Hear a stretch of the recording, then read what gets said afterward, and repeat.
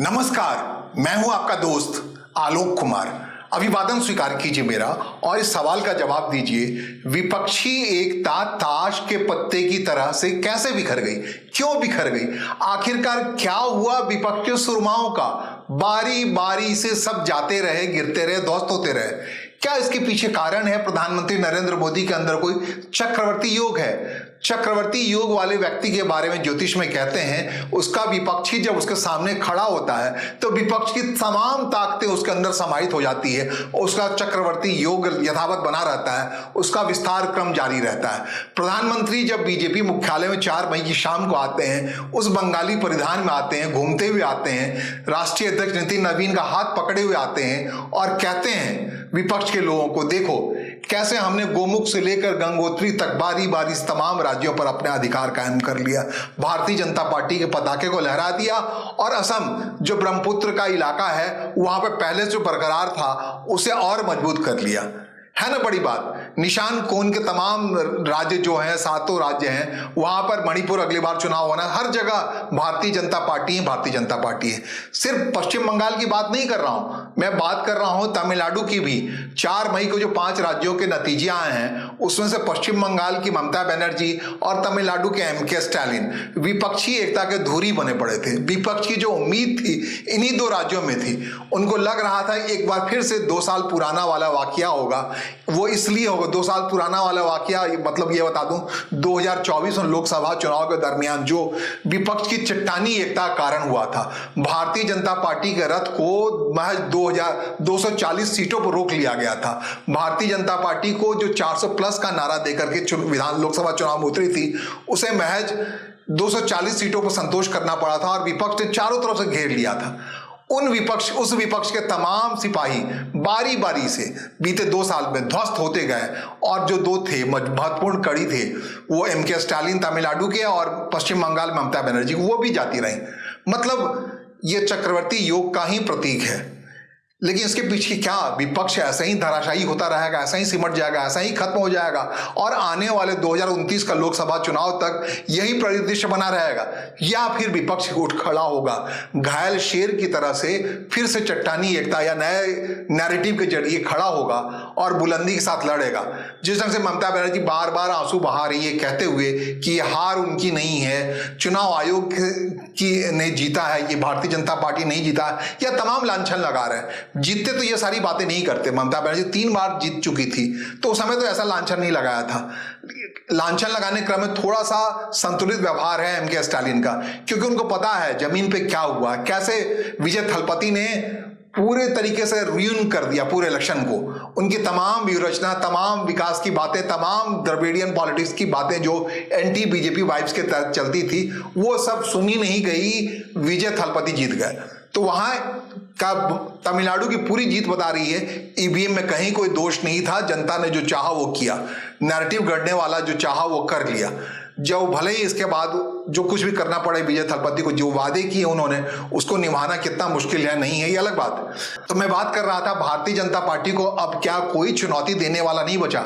विपक्ष में वो जान नहीं रहा कि भारतीय जनता पार्टी को 2027 के मतलब अगले साल ही जो 7 अलग अलग राज्यों में चुनाव होने वाले हैं वहां पर कोई बड़ी चुनौती नहीं मिलने वाली भारतीय जनता पार्टी को। या इस टूटन के बाद, इस पराजय के बाद विपक्षी एकता या विपक्ष के घायल शेर, घायल लोग फिर से इकट्ठे होंगे और लड़ेंगे, साथ मिलकर लड़ेंगे, ठीक वही जैसा कि 2024 में लड़े थे। सबके बारी बारी सब बिखरे और सब घायल हुए, सब बर्बाद हुए। क्रमवार तरीके से आपको बताने की कोशिश करूंगा कैसे भारतीय जनता पार्टी के विजय रथ के चपेट में सबके सब आते गए और धराशायी होते गए। और अगले 7 राज्यों के चुनाव के समय तो क्या इनके खड़े होने की कोई गुंजाइश है, इकट्ठा होने की कोई गुंजाइश है, या यही हालात बना रहेगा? और ये हालात अगर बना रहता है तो 2029 तक भारतीय जनता पार्टी और फिर पूरे आवेग से अपने हिसाब से सरकार में आएगी, जो कमी रह गई थी 2024 में उसे पूरा कर लेगी। तो हम जैसा कि कह रहे हैं कि आप गौर कीजिए, 2023 के दृष्टांत की तरफ आपको ले जाते हैं। जब बेंगलोर में इंडी गठबंधन की बैठक होती है, पटना में इंडी गठबंधन की बैठक होती है, नीतीश कुमार क्राफ्टमैन होते हैं, धुरी पे होते हैं, उनके आसपास सारे लोग इकट्ठा हो जाते हैं। कांग्रेस पार्टी इकट्ठा हो जाती है, ममता बनर्जी इकट्ठा हो जाती है, अखिलेश यादव इकट्ठे हो जाते हैं, नीतीश कुमार जो धुर विरोधी उनके थे, RLD के RJD के लोग तेजस्वी यादव उन्हीं के साथ हेलीकॉप्टर में जाते हैं बेंगलोर, वहां जो कुछ भी खटपट होता है तमाम लोग, अब दक्षिण की बात करें एम के स्टालिन चले आते हैं जो ग्राउंड पे अलग अलग तरीके से लड़ रहे थे, और तो क्या, शिवसेना जो कभी भारतीय जनता पार्टी की सहयोगी थी, उद्धव ठाकरे अपने हिसाब से चले आते हैं इंडी गठबंधन में। शरद पवार जिनको खुद भरोसा नहीं था कि उनकी पार्टी पर उनका कब्जा रहेगा, वो चले गए धुरी बन करके विपक्षी एकता धुरी को। आइए 2023 का उपक्रम, भले ही नीतीश कुमार वापस चले आए एनडीए में बीजेपी के साथ 2024 में, लेकिन बाकी जो लोग रह गए उन सब ने ही मिलकर के उस हवा जो बनाया गया, जो नैरेटिव बनाया गया था, उन सब ने मिलकर के भारतीय जनता पार्टी के रथ को रोक लिया था। लेकिन भारतीय जनता ने चुन चुन कर एक एक से हिसाब किया है। पहले महाराष्ट्र की बात कर लीजिए, उद्धव ठाकरे बचे नहीं, उद्धव ठाकरे को टूटना पड़ा, एकनाथ शिंदे उनकी पार्टी से अलग हुए, कौन असली कौन नकली इसकी लड़ाई में पूरा लड़ाई लड़ा गया। महाराष्ट्र में दूसरे भारतीय जनता पार्टी के विरोधी थे शरद पवार के जमीन के नीचे से जो आस्तीन खींचने वाली बात होती है, उनके भतीजे जो अब मरहूम है, अब है नहीं, स्वर्गीय अजित पवार ने खींच लिया। असली पार्टी को इसके पास रही, नकली पार्टी किसके पास रही, वो तय उस लड़ाई में लगा रहा और पूरी तरह से इंडी गठबंधन महाराष्ट्र में धाराशायी हो गया। उसके बाद हरियाणा की बात करते हैं। हरियाणा में साथ ही साथ महाराष्ट्र हरियाणा का चुनाव हुआ था, वहां पे भारतीय जनता पार्टी के मुकाबिल कांग्रेस पार्टी थी, लेकिन कांग्रेस पार्टी इतनी ज्यादा अंदर से बटी पड़ी थी, खुद ही वहां हुड्डा थे, उसका हुड्डा को कौन साथ दे रहा था नहीं दे रहा था, हुड्डा का केंद्रीय नेतृत्व कितना मदद कर रहा था नहीं कर रहा था, उसी लपेटे में रह गए। और हुड्डा को रोकने का काम किया दुष्यंत चौटाला ने, जो अपने हिसाब से जेजेपी पार्टी बना करके चले आई थी एनडीए के साथ, लेकिन उस मौके पर विपक्षी साथ इकट्ठा होना चाहिए था उन्हें, फिर उसके बाद इन लोगों को इकट्ठा होना चाहिए, कोई इकट्ठा नहीं रह पाया। हरियाणा में अपनी दुर्गति के शिकार आपसी लड़ाई, खटपट की लड़ाई हो गई, जो अगर इंडी गठबंधन की बात करें तो वहां पराजित हुआ। उसके बाद का उरत चलता आया और फिर अब जो 5 राज्यों का चुनाव, वो राज्यों के बाद दिल्ली की बात कर लें, उस इंडी गठबंधन में अरविंद केजरीवाल को बार बार खींच के लाने की कोशिश हुई, लेकिन अरविंद केजरीवाल जो 2024 में लोकसभा चुनाव में कांग्रेस पार्टी के साथ मिलकर लड़ गए थे दिल्ली में और पंजाब में, लेकिन वो आकर के यहाँ नहीं लड़ पाए, मोटे तौर पे दिल्ली विधानसभा चुनाव में अलग अलग हो गए। उसका नतीजा निकला, भारतीय जनता पार्टी ने दिल्ली से गेट आउट कर दिया अरविंद केजरीवाल को, और देखती रह गई कांग्रेस पार्टी भी उसके खिलाफ मोर्चे पर लगी रही। यही हाल अभी पश्चिम बंगाल में जाकर कांग्रेस पार्टी ने किया। कांग्रेस पार्टी टीएमसी को हराने में जितना योगदान भारतीय जनता पार्टी का है, उससे कम योगदान नहीं है कांग्रेस पार्टी का। उसने हर एक सीट पर टीएमसी के लोगों को ये कहते चुनौती दी कि असली कांग्रेस तो हम हैं, क्योंकि बाकी तो टीएमसी का लेफ्ट करण हो चुका है, सीपीएम जैसे व्यवहार करने लगी है, लूट खसोट करने लगी है, और असली कैरेक्टर राहुल गांधी वाली कांग्रेस पार्टी के साथ रह गया। तो इस भ्रम में डाल दिया बंगाल की जनता को, और नतीजा हुआ कि लोगों ने चुन लिया भारतीय जनता पार्टी को। लगभग ऊपर जाते जाते आप असम की बात करें तो असम में जिस हिसाब से कांग्रेस पार्टी के अंदाज में, कांग्रेस पार्टी में 22 साल तक पॉलिटिक्स करने वाले हेमंत बिश्व शर्मा को भारतीय जनता पार्टी अपना मुख्यमंत्री बनाया, और वहां के जीत को सुनिश्चित करने के लिए उसी हेमंत बिश्व शर्मा को कांग्रेसी स्टाइल में पॉलिटिक्स करते हुए जीत लिया भारतीय जनता पार्टी ने। ये एक तरीका है। दक्षिण की बात करें तो डीएमके अपने हिसाब से, जो एम के स्टालिन की पार्टी थी, उस पर वही आरोप आयोद होता रहा जो कांग्रेस पार्टी पर आयोद होता रहा। कांग्रेस पार्टी भी वंशवादी पार्टी है। एम के स्टालिन का इस बार पूरा जोर था कि पूरी ताकत अपने बेटे उदयनिधि के पास वो देना चाहते थे। तो इस बात को लोग पचाया नहीं पचाया, लेकिन उससे बड़ी बात कम कर दिया विजय थलपति ने, जिस आवेश में आकर, जिस आवेग में आकर के उन्होंने तमिलनाडु की राजनीति को जीत लिया।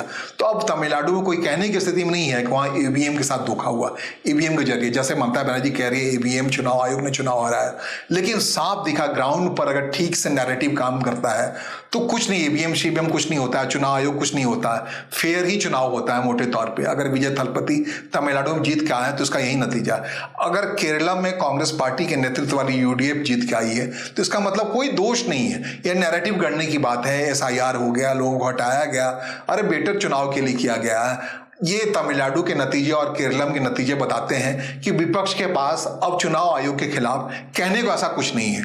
हाँ, ममता बनर्जी जरूर कह रही है, क्योंकि उनकी लड़ाई अलग किस्म की लड़ाई थी। भारतीय जनता पार्टी ने पूरा फोकस कर लिया था पश्चिम बंगालियों से जीतना है, इसके लिए उसने तमिलनाडु में अपने को सीमित कर लिया था। तमिलनाडु चुनाव लगभग लड़ाई नहीं, उन्होंने एआईएडीएमके को शामिल किया। एआईएडीएमके में छोटी संख्या में 25-27 की सीट पे ही लड़े और एक भी सीट नहीं जीत पाए। इस हार की तैयारी में थी भारतीय जनता पार्टी, क्योंकि उसका पूरा फोर्स या फोकस करना था पश्चिम बंगाल में।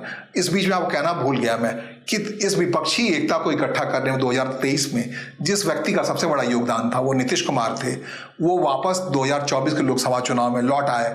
भारतीय जनता पार्टी के साथ, लेकिन उसका हिसाब किताब हो गया। 2025 में भले ही नीतीश कुमार के नेतृत्व में बिहार में सरकार बन गई, लेकिन 6 महीने में सरकार पूरा नहीं कर पाई और भारतीय जनता पार्टी अपना मुख्यमंत्री दे दिया, वहां पर सम्राट चौधरी को बना दिया जिस तरीके से बनाया, और नीतीश कुमार को भी घर बैठने के लिए मजबूर होना पड़ा, या नीतीश कुमार अब दम नहीं बचा कि वो विपक्ष की राजनीति की धुरी बन सकें या विपक्ष की राजनीति कर सकें। अब आने वाला भविष्य उनका भारतीय जनता पार्टी के साथ ही होगा, जहां से शुरू हुआ था, आरंभ हुआ था, वहीं अंत होगा। भारतीय जनता पार्टी के साथ मिलकर उन्होंने राजनीति शुरू की थी, सत्ता में आने की राह तय की थी और वापस जाकर उन्होंने भारतीय जनता पार्टी के पास वापस लौटना पड़ा है। यही बात ममता बनर्जी के साथ भी हुई थी। आप याद करें 2001 में ममता बनर्जी भारतीय जनता पार्टी के कंधे पर ही सवार होकर पश्चिम बंगाल आई थी। 2011 10 साल तक कड़ी मेहनत के बाद उसने भारतीय जनता पार्टी को झटका दे करके वहां सरकार कायम किया था, 15 साल तक बनी रही थी। तो अपने हिसाब से ये पूरी कहानी आपको याद रखनी चाहिए कि ममता बनर्जी भी एनडीए का पार्टनर रही थी, और लेकिन ममता बनर्जी के पास अब विकल्प नहीं है, वो एनडीए का पार्ट नहीं हो सकती, क्योंकि जितनी थंपिंग मेजोरिटी में भारतीय जनता पार्टी वहां जीत पाई आ गई है 200 प्लस की संख्या में। अब ना तो भारतीय जनता पार्टी को टीएमसी की जरूरत है, ना ममता बनर्जी की जरूरत है। हम भारतीय जनता पार्टी को 2027 या 2029 तक सरकार में आने के लिए, संख्या बढ़ाने के लिए टीएमसी के खिलाफ, ममता बनर्जी के कार्यकाल के खिलाफ वाइब्स क्रिएट करते रहने की बात है। इस वाइब्स की, इस लड़ाई में, ग्राउंड पर लड़ाई में ममता बनर्जी कितना सफल हो पाती हैं 2029 में भारतीय जनता पार्टी को रोकने, और इस दरमियान जितने भी चुनाव होने हैं पश्चिम बंगाल में, जैसे ममता बनर्जी ने क्लियर कर दिया कि वो उपचुनाव के जरिए सदन में आने वाली नहीं है। उन्होंने कहा कि बड़ा अच्छा हुआ लोग ने मुझे हरा दिया, या ये जो आरोप लगा रही है चुनाव ने हरा दिया। अगर जीतती भी तो खुद कह रही है, जीतती भी तो विधानसभा के अंदर नहीं होती। तो कुल मिलाकर विपक्ष में जो सन्नाटा है, या ताश के पत्ते की तरह से विपक्ष बिखरा पड़ा है इस चोट के साथ 5 राज्यों में विधानसभा नतीजों के बाद। ऐसा कभी नहीं हुआ था। लग रहा था कहीं ना कहीं मामला संभलेगा, ममता बनर्जी संभाल लेंगी, नीचे डीएमके संभाल लेगा। दूसरी बड़ी पार्टी रह गई है डीएमके, एआईडीएमके, वहां थर्ड पार्टी आई, आपको याद रखना पड़ेगा। बहुत बढ़िया से मैनेज किया था, लेकिन ये उम्मीद नहीं थी अपने हिसाब से, वह तमिलनाडु के राजनीति के हिसाब से जो इतिहास रच दिया विजय थलपति ने आकर के हरा दिया। तो इस मुश्किल की वजह से अब ये नहीं कह सकने की स्थिति में विपक्ष कि ईवीएम का धोखा है। धोखा अगर है तो विजय थलपति के दावों का, प्रतिवादों का, या जो उन्होंने फ्री वीज के नाम पे वहां के लोगों को विश्वास में लेने के लिए किया है उसका है। तो इस लिहाज से अब घायल विपक्ष के पास खुद को खड़ा करने की क्या गुंजाइश है, नहीं है, ये देखना पड़ेगा। और ये जानना बहुत जरूरी है 2 साल के अंदर में ही कैसे पासा पलटा है भारतीय जनता पार्टी ने। जिस विपक्ष ने चट्टानी एकता के सहारे भारतीय जनता पार्टी के विजय रथ को 400 प्लस तक पहुंचने के बजाय 240 तक सीमित कर दिया। पहली बार प्रधानमंत्री नरेंद्र मोदी को सहयोगी दलों के सहारे सरकार चलानी पड़ी है। 272 का जो मैजिकल फिगर है वो जनता दल यूनाइटेड हो और चंद्रबाबू नायडू के बिना पूरा नहीं होता। बाकी छोटे मोटे दल तो हैं ही, 292 की संख्या है उनके पास अभी सदन में एनडीए के बाद से। एनडीए की सरकार चला रहा है, जबकि इससे पहले 2 बार तक भारतीय जनता पार्टी की विश्व सरकार चली थी। उनकी इच्छा पर थी कि अपने हिसाब से वो अन्य दलों को शामिल रखें। बहुमत थी भारतीय जनता पार्टी के पास, 300 की संख्या पार थे, वो 400 प्लस का नारा लगा रहे थे और 240 तक समेट लिया। विपक्षी चट्टानी एकता की गुंजाइश इसलिए बनती है कि तमाम लोग घायल पड़े हैं। अगली परीक्षा होने वाली 7 राज्यों क्रम में पंजाब में, क्या पंजाब में शिरोमणि अकाली दल विपक्षी एकता के धुरी में आता है, कांग्रेस पार्टी के साथ कोई अलायंस करता है, या फिर आम आदमी पार्टी की सरकार के खिलाफ खड़ा होने के लिए ऐसा कोई माहौल बनता है कि पंजाब में रोका जा सकता है, या नया कोई ध्रुवीकरण तैयार होता है पंजाब में, या यथावत स्थिति बनी रहती है। गुजरात का मामला है, गुजरात में कांग्रेस पार्टी और आम आदमी पार्टी दोनों विपक्षी एकता की सीटें बिखेर रही हैं, वहां क्या कुछ होता है। बहुत सारी गुंजाइश है एकता की, लेकिन फिलहाल जो दृश्य दिख रहा है उसमें विपक्ष धराशायी है, पिट्टों की गोटी की तरह बिखर गया है पूरा विपक्ष। पश्चिम बंगाल की हार बहुत करारी हाथ है, जख्मी हार है, जो इंडी गठबंधन को संभलने की बारी नहीं है। जैसा कि हमने कहा बादल वाले शिरोमणि अकाली दल का क्या हाल है, इसी ढंग से हाल अगर आंध्र प्रदेश में आप गौर करेंगे, आंध्र प्रदेश में कोई दूर दूर तक नहीं है। तेलंगाना में गौर करेंगे केसीआर के साथ क्या हुआ। उसके अलावा कर्नाटक का चुनाव आने वाले दिनों में होने वाला है, 2028 में जाकर होने वाला है। वहां क्या कांग्रेस पार्टी अपने हिसाब से अपने बलबूते खड़ी हो पाएगी, नहीं हो पाएगी, क्या सीन है। विकट स्थिति है विपक्ष के लिए, और इंडी गठबंधन को इकट्ठा करने के लिए जैसा ममता बनर्जी हुंकार भर रही है। ममता बनर्जी के साथ स्थिति क्या है, मैदान में कांग्रेस पार्टी ने उसी आवेश से लड़ा है उनके खिलाफ जिस आवेश से भारतीय जनता पार्टी लड़ती रही, और 294 सीटों पर टीएमसी के खिलाफ उम्मीदवार दिया था राहुल गांधी हैं। राहुल गांधी के लोगों ने ये बताया था कि असली कांग्रेस कौन है, नकली कांग्रेस बताते रहे हो टीएमसी को। उन्होंने कहा कि सहारा दीजिए, मजबूत कीजिए जुन्नूर। कांग्रेस पार्टी का पश्चिम बंगाल में ममता बनर्जी के खिलाफ जो नैरेटिव था वो कहीं से कमजोर नहीं था। अलग बात है कांग्रेस पार्टी को अपेक्षित सफलता नहीं मिली, तो लेकिन इन सारे को समेटना पड़ेगा विपक्षी एकता के लिए, नहीं तो इस बिखराव पे मौज करते रहेंगे प्रधानमंत्री नरेंद्र मोदी।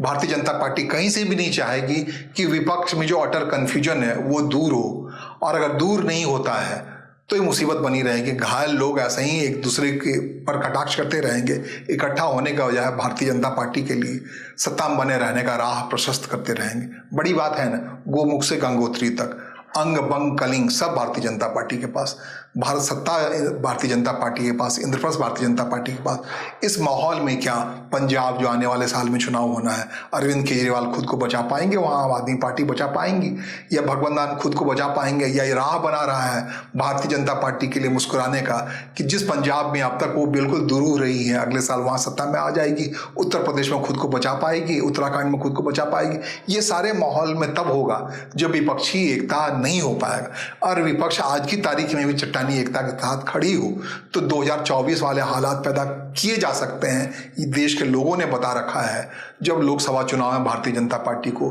हार का आईना दिखाया था।